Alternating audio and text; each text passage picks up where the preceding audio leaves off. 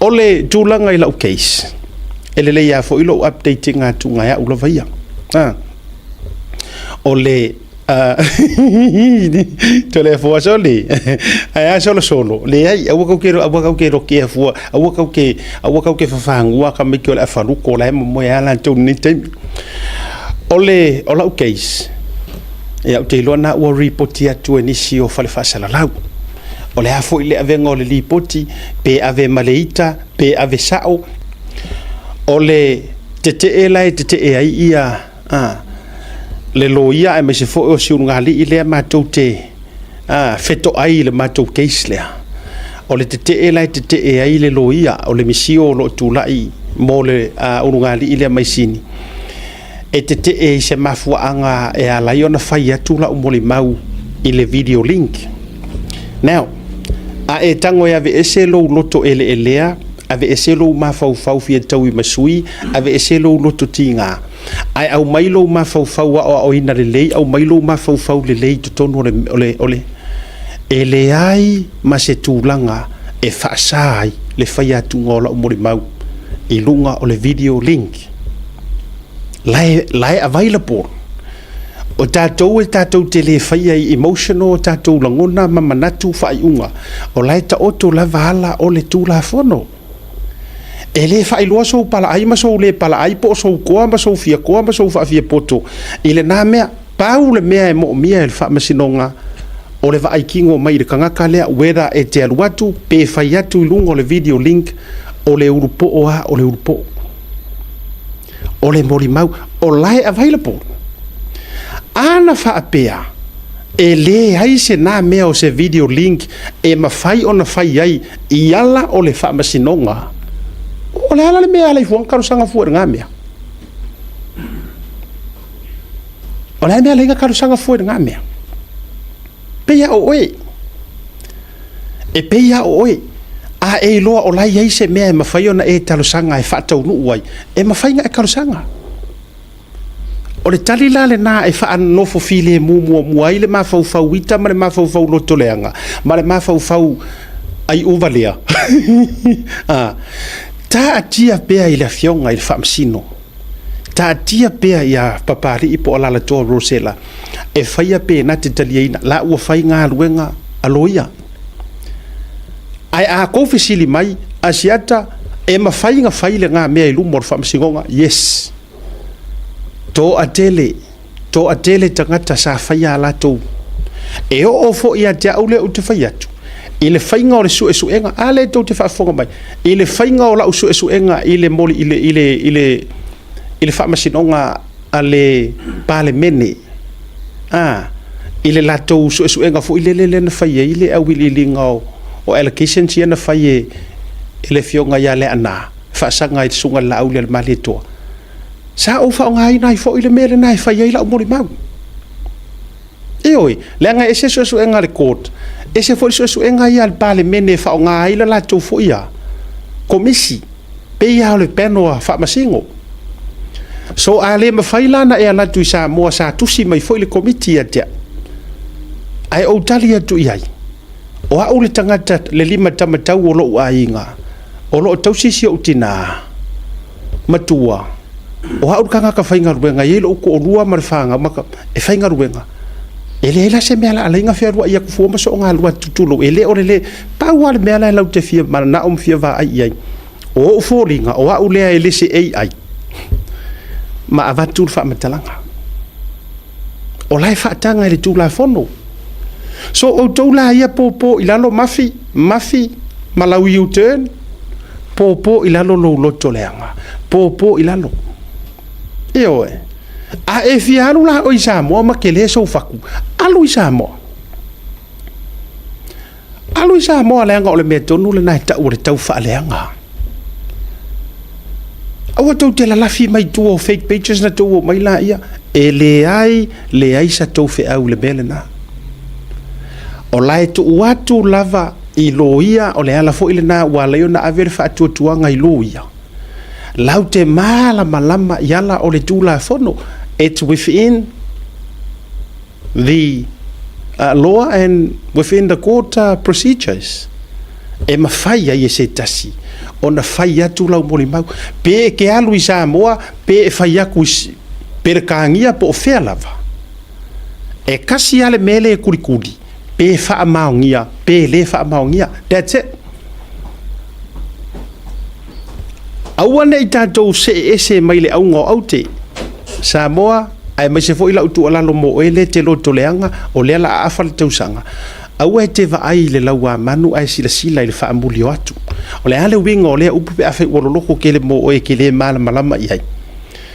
e le o se case o so walu i Samoa that is not the case and it's never the case o le case pe wha maongia ku ua inga ma upu o le urungari ilea le la laupea ale su e ile melea e le la se mea la alai fuanga o la kufua i Samoa mo le nei taimi i le tūlanga o le whaangasolonga o le se i vangana ua iai ini si vahenga i tāpā mai e le whaamasino a ka pā mai loa e le whaamasingo ni proof o mea lava nei ale ua whai atu I am willing e oe o a umana me e ui i me wo tau fatu ai se i mawai i ngutu le wingo lau tala tulu se i su e i le fo falongo o le fo ua apalai e le loia le ungari ilea le meta o le strike out motions e whaalea o ngai nai le matou cases o lana me whaila ua watu i Samoa e whaalea o ngai nai fua but anyway e taatia pea le vaenga le na taatia i a au mawhanawhana o le fionga tamaitai whaamisino kakia e Leai a se senga o le melea ma le mele ko ke vava ai e le keisi le ko ke ngau ai le keisi le lenga umaku ngai ku lou alo ko e hawhenga o lea ua uma na saunoa mai talasa le fionga tamaitai whaamisino sinia e mamale la aulia le mali e toa kakia ia la resi vaenga wai ko kere o anga umaku lou tau te leo tau wano te le ia Pule ai le fionga Pule ai mai se fo o enga o la auri ar mari e kole o le ua uma ona saunoa mai le whaamasinonga e mama a lea lava kou ke le fia iai o lea lava tau te le manana o e su e lo le hit and run a lea kou ke koe manganga o e apili kou ke manganga o se ia whare pui la auri o fea ka oko iai le ma fau le o outou o tou minority o tou ie lai e le o Samoa uma kusa makua whaapongi sa inga lava o tou mata e su e le hit and run o le maliwo ku au that's the main issue e le o se conspiracy a le wa uma nga saule ruling le wa saule ruling mamale sungal palmia o le ala le si mea ka kau ko ma fau ai pe afa pe ko ke fia fa maongi ko ke fia angelu mo ko fia kau ka kala le ami o kongu ka ko fa sanga no le hit and run fa sanga no le hit and run what the malava ya tatou media including media HRPP pe observer mo to fa sanga no la su le hit and run la sanga sa oi kuila e pa la sanga sasar ngasor fangu o pe kulo ua pele solo fanua lea le solo fanua lea le na tau ma fai fa sa tau no le sunga le palmia ua pe wa kaput wa uma anga ua mai le ruling ele o ko mangaku ele o ngio mako langonga ele o le a ai fai ko kasia le filifilinga mi o kongu ala fionga kai famsingo a fai ele atoa o le ku ala sirsila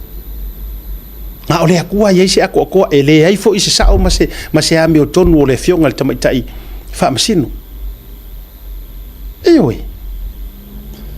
ele ai mase ese ngor mele ko ke kamo kusama ku ai ko le ango ile nguku pua o le ngari ile matua i to le ano lava ile matua fainga o kala le anga ile pale mia e o ya fia me ko sai li ye lu ngari ile kamari anga ako e mai upu makala o ke sia etiaki e o whamasio siri upu ngala lau iai e o lau le mali to e o so se mingiska e o ya angalosa ale pe fulinga mai o to HRPP pa wale mele ko ke ngau wai ko kele nga wa su ela mi ko ngo me ya langa fo ko nga le o le ngana le o o to wel to tai o le ngana le yo e o le ala ko ke musu e sa o me ka o le mi ko le nga it's never ile kusia kuila epa e se mi ko no never a o le to te o mai male to ngana mafulea o le ngana le ko ke o mai fai ko sai pa wala me to te nau ye e avatu ma to le to te feita ye mo te to tala ila mi to nga avakula le la ka uli fu le la ko ka uli fu le me le ai it's got nothing to do with me appearance is a moa male la ku sa moa male physically le ai ele o se me nga e oi ai o le mele to tuli atu se io mai le urunga li kuloa o mai e kaukakala ma mai ngi fa maungianga e sa ola o ulenga ku pole melea o menga lo ke fia manga pole a winga o meia e ko ke le fia la o le ferma ko case wa foi to te mumusu ko ke mumusu e mawale me kongu e pepelo lenga ko ke mumusu e fa muta lo le to me valea o lo to lau pe o nei mea wa foi o le ngana mafu le o per ko kai aso uma ki nganga fa kogu mai fa masingo ka ofia ai fai pea so to te mumusu e su ela me tonu ina nei te wale hini to tu a inga faia mai ma fu anga ko ngwale le ko ke ngau i pea e awar su ela me ko ai fa au pea to tala fatu to te mana na o fa au pea le to fai pona le to fai e ki nganga fa ya ko ele ngi fa maungianga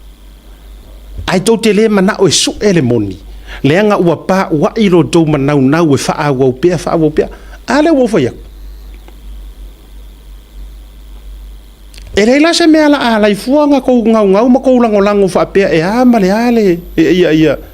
ai mesele strike out le ya la le lo to tele sa utala ile ano fale o le case la fo pea ya au ma fana lafo ya au mafana ai se tasi va nga o fa ilo atu ai le leifo ile atu ya te ule nei fiafi ua o tarusanga ile o lo o avea ma komesina le taimile nei e suila uloia ya wa o vatu la u tusi alo ia ala se imeli ia wa umana o tal sanga i leo lo ta ia le metanga ruenga o leo o te mana o suila uloia o umana fa o ia lo umana o ngai na wa umana mention las falili wa ave uma ia uma fuanga ia o te faftai la wa utar sanga fo ila o te ave la o case i te tono le official lo yasili le anga o le case le o le tamaita i lo ia fo ile na tu la i le case le nei ia o ia sa outsource ia i leo ngaluenga e tau ai ten information e tauna a silafia o le winga la fa metalanga la ua mai on o to fa iloa i sunga malo por tai il taimile nei le fionga fa masanga li atau ma ave uma ia uma fuanga fa mole e suila uloia ya te lona pauna si vai nga ya fe ia la utala no le vai nga le ono te fa lo ngia pe le mato mata upu ai nana o fa yatu la yo le o te tala no adu la nga o le ua nga le uma saule a ko saua a mai nga ia saule a ko le o mai pai mala fai ai lafi mai ai ro ma mafi ai mau ro mai ai ku le freedom wa sau wa tu uma wa ku u le me sa ka nga li poki a wa sau fa so la me la ke e fu o to fai mai yes I have better reasons e ka kawainga o ngofo e kausiro o ainga vailo o ainga se i vanga nga ua kaua i le kingi e oi ale si mea awane i ngalo ya auto o le mato mata upu fa social media e le wofo yatu tu atu me yo to mafofo pe fa pe o fa pongi sa ina le o la tamai a fai ua faapogi saina lo ola tamai ma lo mafaufau magafagafa lelei ona ua faatumuina o i le ita. Let me say this. O le makou case, it's a social media case.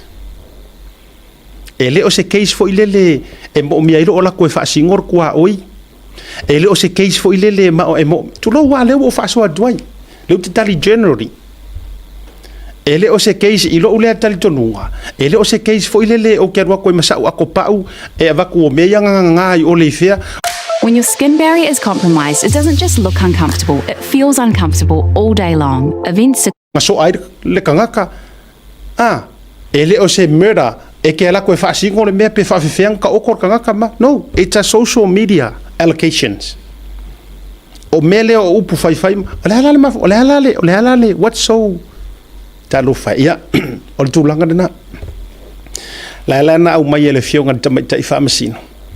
Leva noa e whai e tuai submissions. Ia, ai tu e lua. Ia ona whina huina lola ia. E tau wala hatu e le vaenga o lo tūlai moa. Ia, a mese fo o le tū prosecutor leo. E whina winai. Ia, e le tūlanga e te tau wai ona. Whai ai lunga o le video link. Ma tūlanga whapena. Ai le o le whai atu. Au te le whai atu o se si tū. E leise, oi e whewhea lui samo. E o whai atu sa oa. Tolo wa le ngana ele. E le ai ma se si e whewhea lui samoa. Ai se ia ve e se ma le au fau ma leo faiso e suenga pepelo lai kokongu. Se ilo ngā wo e se uma. Fato ai lo wa yeilo u fatu tuanga u te alu Samoa. Ia. Lewa ukali mangingo. Leisi vaenga. Wa uma fo ino u fa ai lo antu ila u imeli. Le sa avea ma uno ia. O ngai mangingo ar kaukalanga. Le mangingo le tautalanga le misio le fatal no nga fo ile le misio makanata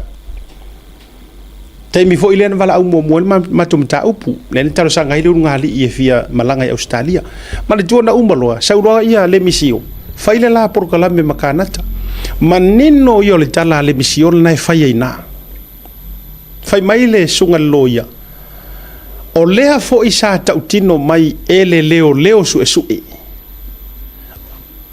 ale o lo tangi ngoa nga kaukingo mai e yai fo I nisi tangi po ngisi ka ngaka lai ai lai kau fa aurungi la ko e winga ya kia te vai mea elengi mea ka kaunga kala ngoa I forma ko leo su kulo ngai lungar fa kala ngoa nga ngai lungar fa tal ndongal lono winga o la lai sila fia lele ya la el fa masingonga e kasi ala le mele la ngau mai ile misio yo ola kuisamo e oi e manga yo wa kwala fo ila wase ka solo mai si mei ele o se kalile ele that's not justice ele se kawi o se kula o se sori kula fongo se sori o se kula fongo le ai ele ole na la na fa malulu duai ai ole update le na le o tu inatu ya ke le fa ko ale le ke ya ka ko mengi mai na fa ali ya la to fina ngalo pa wale mele na wai le wali HRPP a o to ya la ko kamala sa fa I ko kongu man to mai la sa fa ya ko no ke le fa ya ku o le sia wali yang fa so engo sem le o fa maongia o mer ke sis le la ko pepelo la nga la wer ke sis le la ko pepelo they are still there. Some of them some they are still sitting there. Kanga kala ia le o ke fai kwai tangata ia ioe le anga o tangata o mai na I tonu le fauwina e o fa kwala kanga ka o mai ngai ko kongur conspiracy le case or conspiracy I mean le case or conspiracy o la to o mane tala le winga o tala le o tali manino atu tulowa o tau fo ia tu lo tau fa fe mai ma o tau ia si ai se tau wola pala ai se tau wola pala ai tau tele if tu tupu le mea te tele manina mea o tau folanga ai te loa ai tau te mama ai tau te ta o to moenga ma fai mai folanga ai longa ma fai ko sa vali ioi e solo mua le tangata e laki e ai lungo le moenga e eku mai langa atou sila nei tangata ia pe a fai o tangata moni ia le tele na expose mai luma e tourisia e fonoti to lo leuso so le uva ai aku kanga kai fai mai forfolanga ia uma kanga ka ma skamo savea o le atua a tuila epa so le ora makua ma ileanga o le makua ma ileanga e tutu mai pe e pipi o Jesse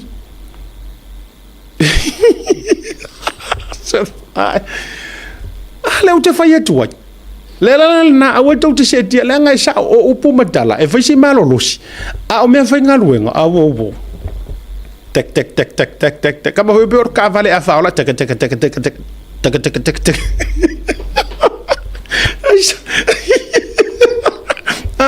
so le se kau fa mo ia fai ngole o langa iyo tau fa mo ia fai ngole o langa ala ngolo te vai te lo tangata e mama e kuku mai e pe e sa or kala risi okay se or ko inga ngor fa masau or ka vale e vili la fa balama va ku ngale fa mai o ngale le ale o ye fa iyo e tu mai e te vai atu se toya ina o se lo matua e tu mai e tiro mai ele ato toni o loa a upu makala a ka o ka ele o se vakrasingi foi ngo upu makala melana le tate foi atu ai ia wa fia nei ni forfola wa fia ni tu lo tele foi atu le ama ele awa ka ko ke kaule kingo awa le ta alo ile tino awa lava mena u vai atu ta oto mai pea ia mea au fasala lau ia e fai au fasala lau a fai o ia o ngai ke le pengi fiki mai se kaili ia o e fa pengi fiki mai mai ia o e ngari pengi fiki mai a fai le o se media a fai o Paula o mele fai o fa tau ta vale alu le lei o e fa kau ka vale na ele lei ia lo tu langa fa tau ta vale a fai o ia o le office de bank fai pea la oe bank ma va ai oe i mau ai longo yai a fa pe o lau ngā ruenga e tele bank va ai le lei camera i ke ua mau lima sila maro ki langa o meilau ako a lai ke le o vai a oe te vai mai tele ia te au e vai cameras a fai o lau ngā ruenga o le fō mai alu pea o he ngingi i oe fō mai ia le tausi soifua a fai o oe kausi mai alu pea o e wha au le nginga o au pou ngingi pea le pou ngingi le vailafa ngingi le kangi e oe a fai o oe o le fō mai sa o a dokta focus oe iau mai ke ua kui se mai ta tia le au fasala lau e oe ai le ai se me e ke oso solo lo a fai foi o le fama alu le fama ai lau oso alu le fama ai lau ioi o lau mele i ma me uma fai le fakoanga ai au e te oso mai fu e te oso te taalo le taalo nga le aua a matou ia o le ua matou wa o langa lea o le fasala lau aso uma kaukua le ala foi le nai tu te vai mai te le te tai ana o fia la tu fu nini tau po o ko va ai mai e o ngofo o fio so fu ken o ken ngingi po o mangingi la fa mangingi ma faingi kui ma faingi siaki le se be ai se a lenga fo ele sa o mer ngai fai ela fo le na la no nofo au tele te no fia lu fu a ver pasi ai se a ku o per pasi a manatu le ku per pasi ya lua kua mara wari ia mara pepe mara wari ia le pas ia ko oi pe pas a ole mele ole ese ole metu atu ya e fio so fua fai le me na ave ilis ele anga i mamea e madua le anga i mamea update la lena le o te avatua e winga i de case le nei a pa malulu atu pa malulu fo i fonga fa masinonga ona ele ma fai fono nofo a wo vai tunga o le o matirtila tanga daia o le la pe focus for kuskusinga i lo wala ko malele la le ai focus a kuskusinga i upu makala awa na ingalo ele na o au na afia I upu matala alu ngari lea la le nga le kau ke alua ya se isa ili ka ko su ile makore ngiu ai o ko ke fu su ile makore ku ava ele se makore ku ava ele se makore modi su ile mantole ni ale la ta wo na tu ma ai ma ya au la tu le au nga sa o te tau na sa ili ale la ke wo mai ngau ko ki fia manga o fa nga le power